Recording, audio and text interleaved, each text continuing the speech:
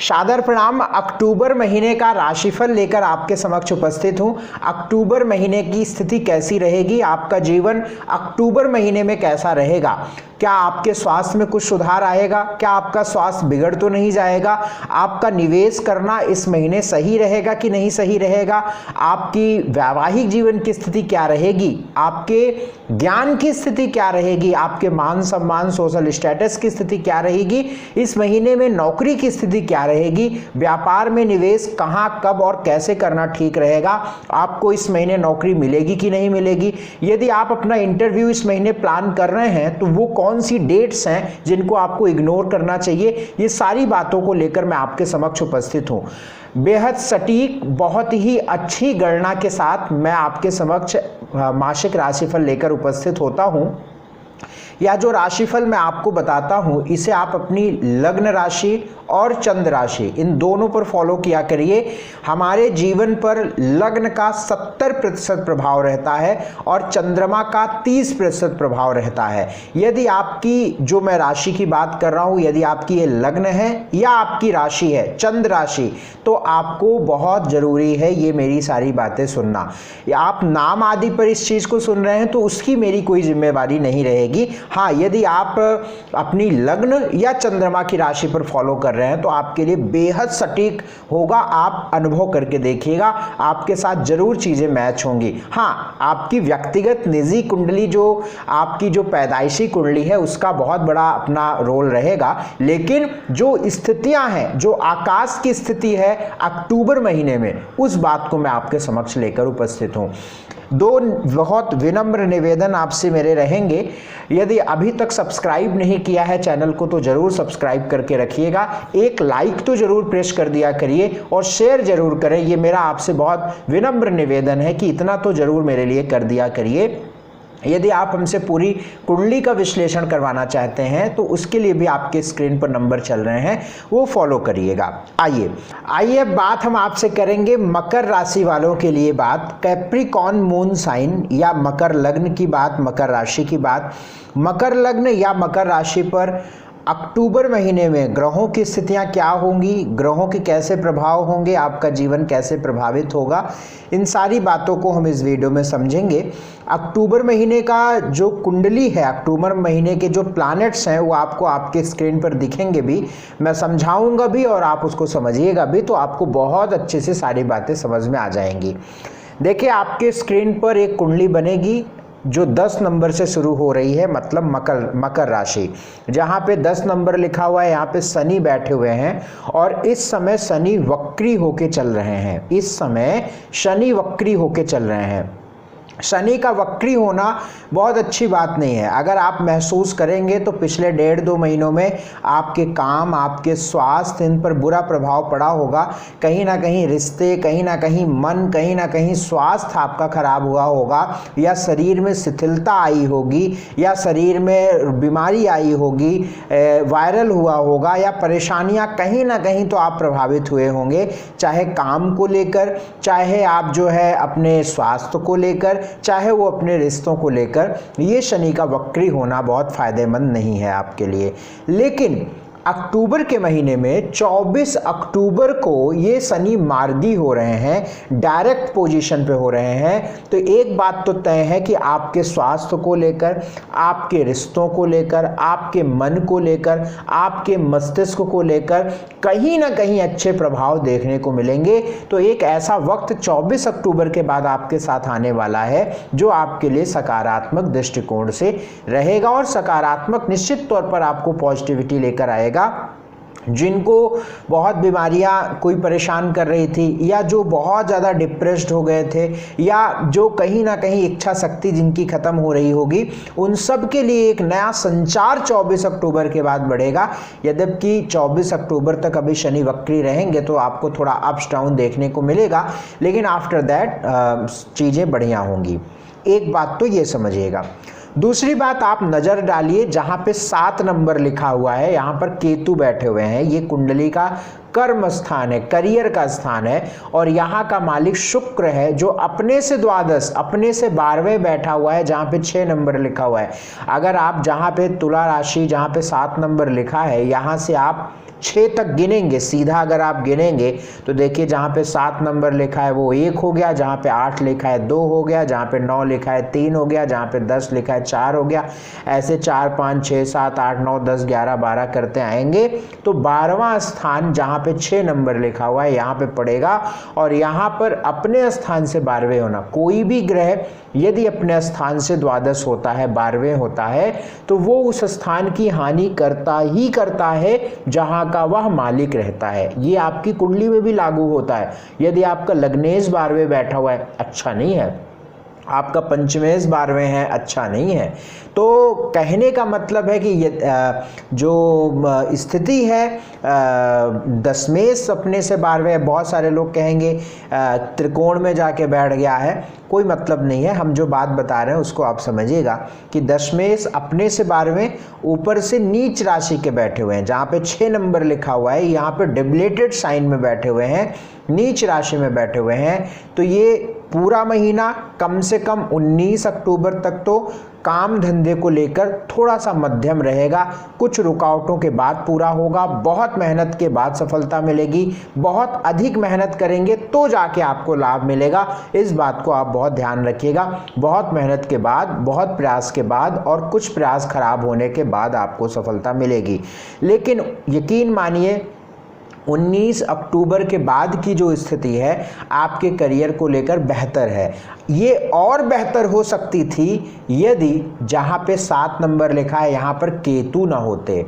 ये और स्थिति बेहतर हो सकती थी यदि जो सूर्य बैठा हुआ है भाग्य में जहाँ पे 6 नंबर लिखा है, ये जो है 17 अक्टूबर के बाद दशम भाव में प्रवेश करेगा। तो अगर ये ना होता, केतु ना होता, तो मैं आपको बता दूं कि आपका यह वक्त आपके पूरे साल की अपेक्षा आपको बहुत प्रगति देने वाला हो जाता। लेकिन चूंकि यहाँ पर केतु है, चूंकि यहाँ पर सूर्य आ जाएंगे नीच राशि के, और शुक्र और सूर्य जो है दोनों बहुत एक दूसरे के लिए शत्रु हैं, तो ये युति आपको बहुत पनपा तो नहीं पाएगी। लेकिन फिर भी हम ये मान के चलते हैं कि 19 अक्टूबर के बाद एक बेहतर स्थिति आपके कर्म क्षेत्र में देखने को मिलेगी। अपने पिता का बहुत ध्यान रखिएगा। 17 अक्टूबर के बाद पिता के साथ संबंधों का व पिता का बहुत ध्यान रखिएगा।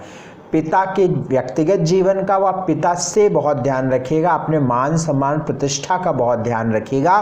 और आपकी कुंडली में अष्टमेश है तो अचानक दुर्घटना के योग बन जाते हैं। ऐसे में तो आप ड्राइविंग बहुत ध्यान से करिएगा, वाहन बहुत ध्यान से चलाइएगा। कम से कम 24 अक्टूबर तक बहुत ध्यान आपको रखना पड़ेगा।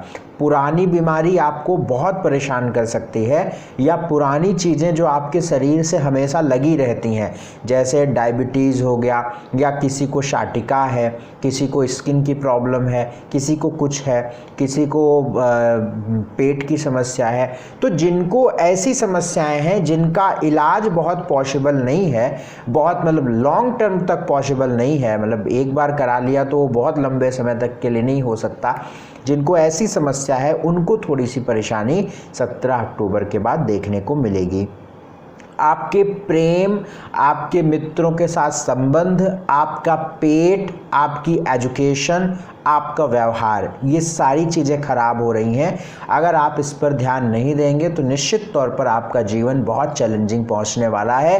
अपने पेट का बहुत ध्यान रखें, संतान का बहुत ध्यान रखें, मित्रों के साथ संबंध बहुत ध्यान रखें। इन सब बातों का बहुत ध्यान रखिएगा, नहीं तो परेशानी रहे। क्योंकि आने वाले कई महीनों तक अभी शुक्र तुला राशि में जा रहे हैं, तुला राशि में भी ये बहुत हेल्दी कंडीशन में नहीं रहेंगे, लेकिन इसके बाद वृश्चिक के, फिर धनु के, तो मतलब ये 2-3 महीने जाएंगे ऐसे, मतलब 3-4 महीने अभी आपको, फिर उसके बाद आपको अच्छे प्रभाव नहीं मिलने वाले।